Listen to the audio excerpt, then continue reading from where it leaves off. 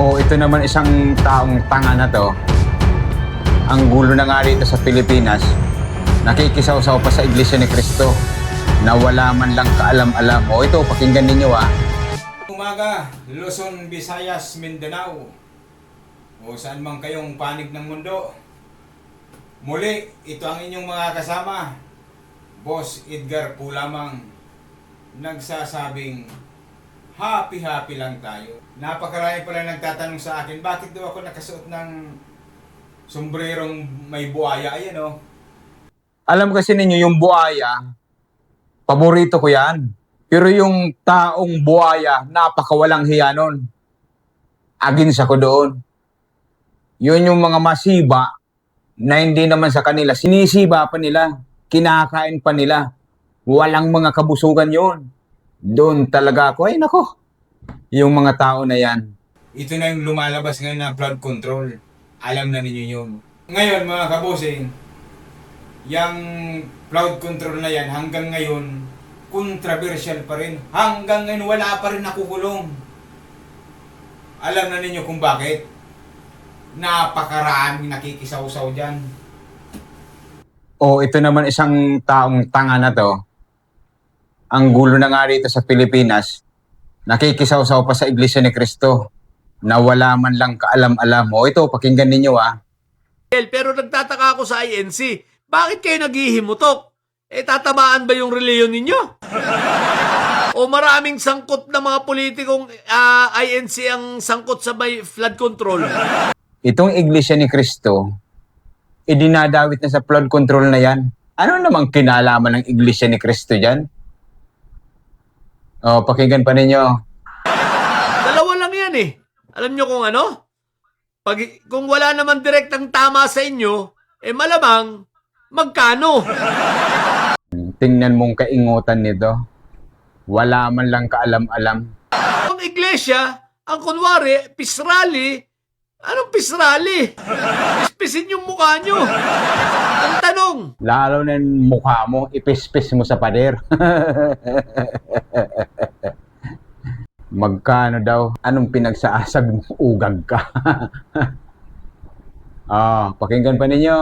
Anong ipinaglalaban ninyo, INC? Hindi nga kayo binubuwisan no? Dapat sa inyo binubuwisan na Ang sinabi ko, dalawa lang yan. Bunganga ka ng walang bunganga. direktang epekto, magkano? Wala ka naman alam sa nangyayari. Hindi mo naman naiintindihan ang pinagsasalita mo. Sa bagay, alam ko na yung mga style mo Alam niya na puro imbento lang yung ginagawa niya. Bakit ginagawa niya yan? Ganito lang yan mga boss. Alam mo kasi ninyo, matagal-tagal na rin ako dito sa social media. Dito, iba ang mundo sa social media. Hindi pangkaraniwan ang buhay dito. Dito, hanap buhay yan.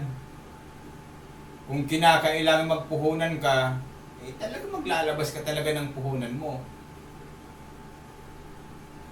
Doon sa lalaban ng patas. Pero, pag gusto mo ng medyo malaki, talagang malaki talaga. Lalong-lalo na nung kapanahonan ng mga Chinese, tropa-tropa yan puro connection yan sasabihin ko, gusto mo bang sumama sa laro? Yan mga ganyan yan Ganyan ang mga countersign yan simple. Anong laro naman yon? I-endorse mo lang naman sa video mo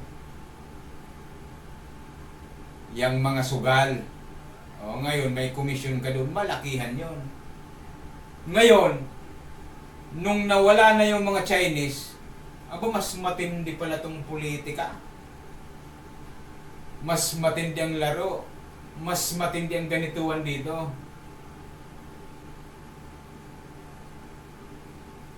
Ganyan ang nangyayari dyan.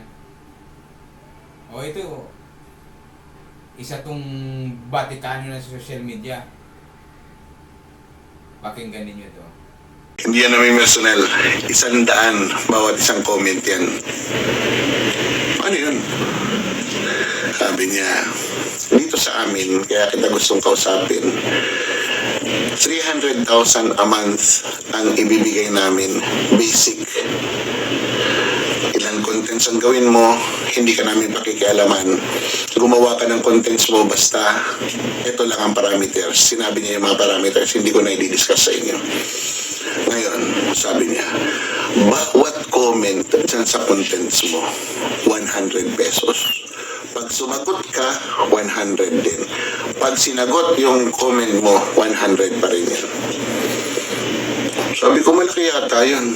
Sabi niya, ganyan kami ka-generous sa mga kakampi namin.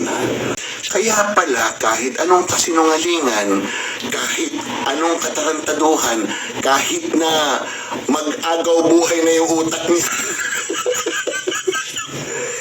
ilalabas niya kasi for the clicks.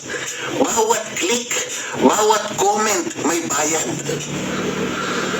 Bawat comment may bayad. Bawat engagement, malulula kayo kung magkano ang bayad per view. Ayoko nang banggitin yung sa na yun. Doon na lang tayo sa comment. Per comment is 100. Diba? So, 10 na mag-comment sa'yo, 1,000 na kaagad yun. 100 na comments, magkano yan?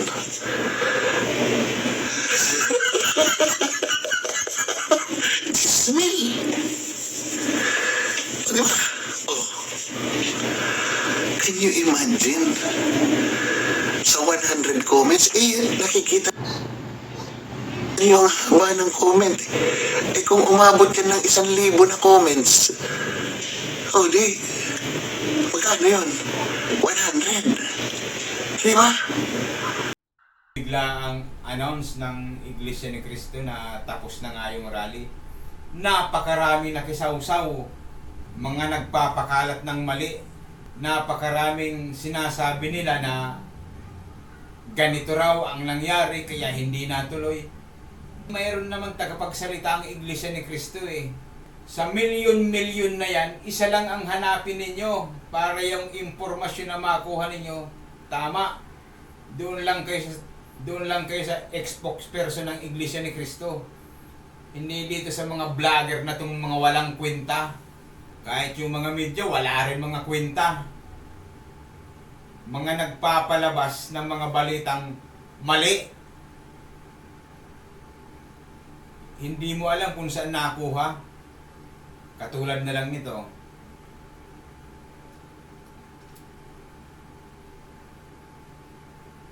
Ang INC, tinigil po ang kanilang rally matapos po ang ginawa ni Amy Marcos na pasabog. So, ano ang nangyari mga sangkay? Bakit hindi na po itinuloy yung rally? Tuloy pa natin. Anong nangyari mga sangkay? Bakit hindi na po itinuloy yung rally? Anong nangyari daw? Ba't hindi daw itinuloy yung rally? Ayon po sa mga nasagap po natin na mga chismis, habang nagsasalita daw po si Amy Marcos, may mga kapatid daw po sa iglesia ang nag-aalisa na. Kumbaga, kasi marami pong loyalista na nasa INC. Hindi nila Ayon nagustuhan daw ang sa mga ginawa nasagap na ni chismis. Senadora Amy Marcos. Chismoso pala tong vlogger na to eh. Yung chismis, yun ang pinagbasihan niya. Habang nagsasalita daw si Amy Marcos, yung mga kapatid daw sa Iglesia ni Cristo, nag-aalisan na. Ayan. Nagsasalita na si Amy Marcos. Nakita mo ba dyan ang mga kapatid sa Iglesia ni Cristo na nag-aalisan na? Tingnan mo.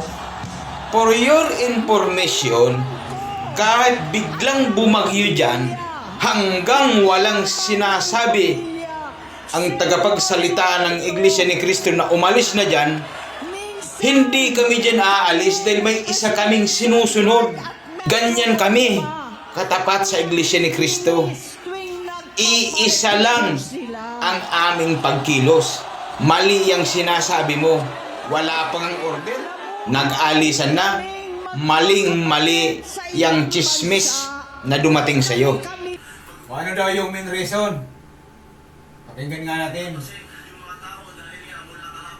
Ng mga bandang alas 7 pasado, sinabi nga po ni INC spokesperson Edwin Zabala na nagtapos na daw po ang kanilang programa at nagtapos na rin yung kanilang protesta dahil ang main reason nga daw Ito yung main reason.